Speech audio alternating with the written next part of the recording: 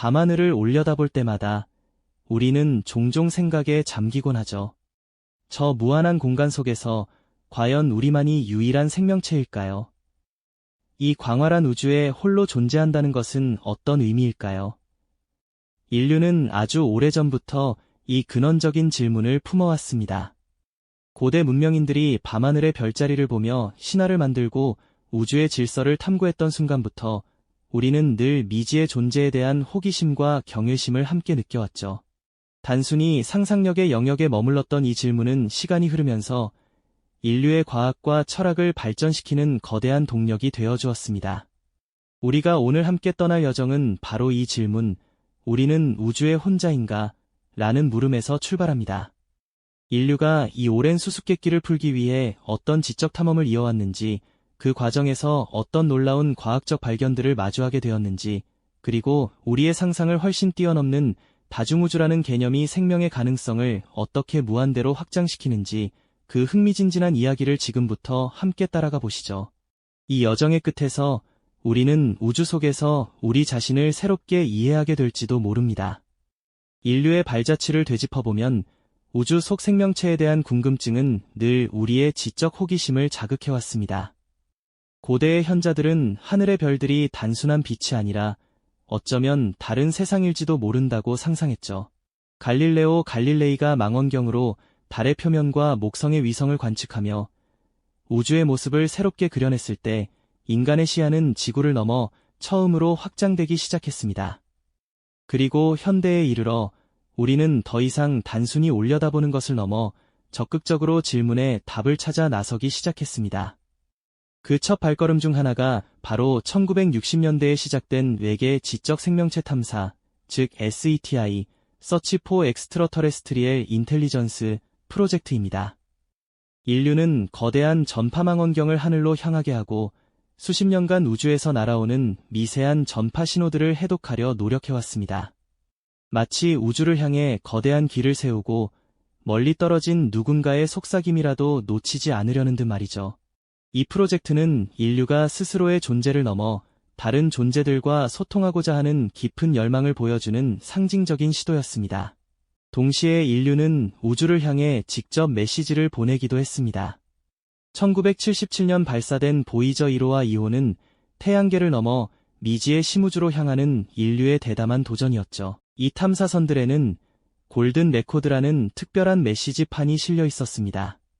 지구의 다양한 소리, 음악, 이미지, 그리고 55개 언어로 녹음된 인사말이 담긴 이 황금빛 원반은 어쩌면 수만 년 후에 다른 지적 생명체가 발견할지도 모를 시간을 초월한 병속의 편지와 같았습니다.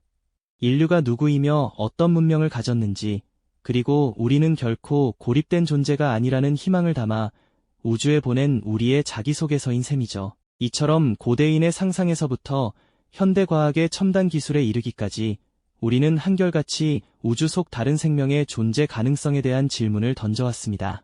거대한 전파망원경이 끊임없이 우주를 스캔하고 보이저호가 수십 년째 외로운 항해를 계속하는 모습은 미지의 세계에 대한 인류의 동경과 도전 의지를 여실히 보여줍니다. 우리는 이 질문에 대한 답을 찾기 위해 상상할 수 있는 모든 노력을 다하고 있는 셈이죠. 과연 이 노력들은 우리에게 어떤 놀라운 진실을 가져다 줄까요? 그리고 생명이 존재하기 위한 조건은 무엇이며 우주는 얼마나 많은 비밀을 품고 있을까요? 이제 우리는 그 다음 단계로 나아가 생명의 필수 조건에 대해 탐구해 볼 시간입니다. 그렇다면 대체 생명체가 싹트고 번성하기 위한 필수 조건은 무엇일까요? 우리가 지구에서 관찰하고 이해하는 생명의 형태를 기준으로 본다면 가장 먼저 액체 상태의 물을 빼놓을 수 없을 겁니다. 물은 생명체의 몸을 구성하는 핵심 요소일 뿐만 아니라 영양분을 운반하고 화학 반응을 촉진하는 용매로서 없어서는 안 될 존재거든요. 마치 우리 몸의 혈액이 모든 세포에 산소와 영양을 전달하듯 물은 생명의 엔진이 원활하게 돌아가도록 돕는 가장 중요한 윤활유와 같다고 볼 수 있죠. 또한 생명 활동을 위한 꾸준한 에너지원도 필수적입니다. 지구에서는 주로 태양빛이 그 역할을 하지만 깊은 바다 속 열수구처럼 태양 에너지가 닿지 않는 곳에서도 지구 내부의 화학 에너지를 이용해 살아가는 독특한 생명체들이 존재하죠. 극한 환경에서도 끈질기게 생명을 이어가는 이 미생물들을 보면 생명의 가능성이 우리가 상상하는 것보다 훨씬 넓을 수 있다는 희망을 품게 됩니다.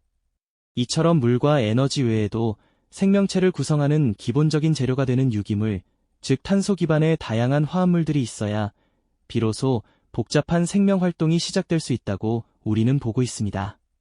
이러한 조건들을 만족하는 행성을 찾기 위해 과학자들은 골디락스 존이라는 개념에 주목하고 있습니다.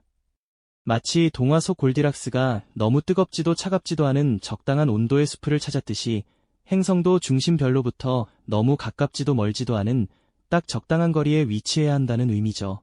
이 구역에 놓여야 행성의 표면 온도가 액체 상태의 물이 존재할 수 있는 범위에 머무를 수 있거든요. 만약 이 골디락스 존을 벗어나 너무 가까이 있다면 물은 모두 증발해버린 뜨거운 불모지가 될 테고요. 너무 멀리 있다면 모든 물이 얼어붙은 얼음 행성으로 변해버릴 겁니다. 생명에게 가장 이상적인 환경을 제공하는 이 특별한 구역은 우주 속 생명 탐사의 가장 중요한 지표가 되어주고 있습니다. 이렇듯 생명의 필수 조건을 품은 행성을 찾기 위한 인류의 노력은 케플러 우주망원경이라는 놀라운 도구로 이어졌습니다. 2009년 발사된 이 망원경은 우리 은하의 특정 영역을 밤낮없이 관측하며 별 앞을 지나가는 행성 때문에 별빛이 아주 미세하게 줄어드는 현상, 즉 통과법을 이용해 수많은 외계 행성을 찾아냈죠. 케플러 미션이 종료될 때까지 발견된 외계 행성 후보만 해도 수천 개에 달하며 그중 상당수는 지구와 비슷한 크기를 가졌고 심지어 골디락스 존에 위치할 가능성이 높은 행성들도 적지 않게 발견되었습니다. 이러한 발견은 인류에게 엄청난 희망과 경이로움을 안겨주었습니다. 과거에는 외계 생명체의 존재가 그저 상상 속 이야기였지만 이제는 통계적으로 볼 때 우리 은하에만 해도 수십억 개의 지구형 행성이 존재할 수 있다는 과학적 근거가 마련된 셈이죠. 밤하늘의 수많은 별들 중 단 하나의 태양계, 단 하나의 지구만이 특별한 존재가 아닐 수도 있다는 이 놀라운 사실은 우리가 결코 우주에서 고립된 존재가 아닐지도 모른다는 기대를 증폭시킵니다. 어쩌면 저 넓은 우주 어딘가에는 푸른 바다와 대기를 가진 또 다른 지구가 있을지도 모른다는 상상은 인류의 오랜 질문에 대한 답을 눈앞에 둔 듯한 흥분을 안겨주지 않나요? 이처럼 과학기술의 발전은 단순한 호기심을 넘어 우주 속 우리의 위치와 생명의 의미를 새롭게 탐구하게 만드는 강력한 원동력이 되어주고 있습니다. 케플러 우주망원경 덕분에 우리 은하에만 수십억 개의 지구형 행성이 존재할 수 있다는 희망을 품게 되었죠. 이처럼 과학기술이 발전하면서 우리는 밤하늘의 수많은 별들 중 단 하나의 태양계, 단 하나의 지구만이 특별한 존재가 아닐지도 모른다는 놀라운 사실을 마주하게 됩니다. 어쩌면 저 넓은 우주 어딘가에는 푸른 바다와 대기를 가진 또 다른 지구가 있을지도 모른다는 상상은 인류의 오랜 질문에 대한 답을 눈앞에 둔 듯한 흥분을 안겨주지 않나요? 이처럼 생명의 의미를 새롭게 탐구하게 만드는 강력한 원동력을 얻은 인류는 이제 한 발 더 나아가 만약 우리가 사는 이 우주가 유일한 것이 아니라면 어떨까 하는 상상을 시작하게 됩니다. 이것이 바로 다중우주라는 개념입니다. 우리가 흔히 생각하는 우주가 사실은 무한히 펼쳐진 거대한 우주들 중 하나일 뿐이라는 상상하기조차 어려운 이야기죠. 이 다중우주론은 물리학의 여러 이론에서 그 단서를 찾을 수 있는데요. 예를 들어 빅뱅 직후 우주가 급격히 팽창했다는 인플레이션 우주론은 우리 우주 외에도 무수히 많은 거품 우주들이 끊임없이 생성될 수 있다고 말합니다. 마치 거대한 비눗방울들의 바다 속에서 우리 우주가 그저 하나의 비눗방울에 불과하다는 비유처럼 말이죠. 또 다른 관점으로는 양자역학에서 제시되는 다색의 해석이 있습니다. 이는 관측자가 어떤 선택을 할 때마다 우주가 여러 갈래로 나뉜다는 주장인데요. 우리가 상상하는 모든 가능성이 실제로 어딘가의 다른 우주에서는 벌어지고 있다는 뜻이 됩니다. 이처럼 무한한 우주들이 존재한다면 그곳에는 우리가 전혀 알지 못하는 형태의 생명체들이 존재할 가능성 또한 무한히 열리는 셈이죠. 어쩌면 우리와는 전혀 다른 물리 법칙 속에서 에너지와 물질의 정의마저 다른 방식으로 존재하며 살아가는 생명체가 있을지도 모르는 일입니다. 다중우주의 개념은 외계 생명체라는 우리의 상상력을 우주 너머의 지평선으로 확장시켜줍니다. 하지만 이렇게 광활한 우주, 아니 다중우주 속에서 생명의 가능성이 무한하다면 왜 우리는 아직 그 어떤 명확한 외계 생명체의 흔적도 발견하지 못했을까요? 이 질문은 페르미 역설이라는 이름으로 인류의 지적 호기심을 계속해서 자극하고 있습니다. 이탈리아의 물리학자 엘리코 페르미가 던진 이 역설은 모두 어디에 있지? 라는 단순하지만 섬뜩한 질문에서 시작됩니다. 이 질문에 답하기 위해 여러 가설들이 제시되었죠. 첫째, 희귀한 지구 가설입니다. 생명체가 탄생하고 고등 문명으로 발전하기 위한 조건은 우리가 생각하는 것보다 훨씬 더 기적적이고 복잡하다는 겁니다. 지구처럼 모든 조건이 완벽하게 맞아떨어지는 행성은 우주에서 극히 드물다는 뜻이죠. 마치 망망대해에서 아주 작은 바늘을 찾는 것만큼이나 어렵다는 이야기입니다. 둘째는 대여과기 가설입니다.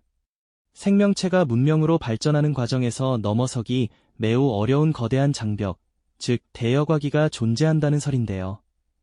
이 여과기가 인류의 과거에 있었을 수도 있고 아니면 미래에 우리를 기다리고 있을 수도 있습니다. 예를 들어 인류가 핵전쟁이나 기후변화로 자멸하거나 혹은 우주로 진출하기 전에 소행성 충돌 같은 거대한 재앙을 맞는 것이 바로 이 여과기가 될 수 있다는 무서운 상상입니다. 셋째, 동물원 가설입니다. 외계 문명은 이미 존재하지만 인류를 마치 동물원의 동물처럼 관찰만 할 뿐 직접적인 접촉을 피하고 있다는 주장입니다. 우리가 아직 미성숙해서 혹은 그들의 개입이 우리 문명에 예상치 못한 영향을 줄 것을 우려해서일 수도 있죠. 마지막으로 우리가 아직 그들의 신호를 인지하지 못하거나 혹은 우리가 생각하는 소통 방식과는 전혀 다른 형태로 그들이 존재하고 있을 가능성도 배제할 수 없습니다. 어쩌면 그들은 우리에게 너무나도 멀리 떨어져 있거나 우리가 감지할 수 없는 매우 미약한 신호를 보내고 있을지도 모르는 일이죠. 이처럼 외계 생명체 탐사는 단순히 그들을 찾아내는 것을 넘어 우리가 누구이며 이 광활한 우주 속에서 어떤 존재인지를 깨닫는 본질적인 질문의 과정입니다. 다중우주라는 개념은 생명의 존재 가능성을 무한대로 확장시키지만 동시에 우리가 우주에서 얼마나 특별하거나 혹은 평범한 존재일 수 있는지에 대한 깊은 사유를 유발합니다. 아직 답을 찾지 못했지만 이 질문 자체가 인류의 지적 성장을 이끌고 있는 강력한 원동력이 되어주고 있죠. 결국 외계 생명체 탐사는 미지의 영역을 향한 인류의 끊임없는 지적 탐구이자 우리 자신과 우주를 이해하려는 가장 숭고한 노력입니다. 다중우주 속 생명의 가능성은 우리가 아는 현실을 넘어선 무한한 상상력과 과학적 탐구의 필요성을 일깨웁니다. 어쩌면 우리는 이미 존재하고 있을지도 모르는 다른 우주의 생명체들에게 혹은 미래의 우리 자신에게 우리는 결코 혼자가 아니었음을 증명하기 위한 답을 찾아가는 여정의 시작점에 서 있을 뿐입니다. 이 질문은 앞으로도 인류의 지적 호기심을 자극하며 새로운 발견으로 이끌 것입니다.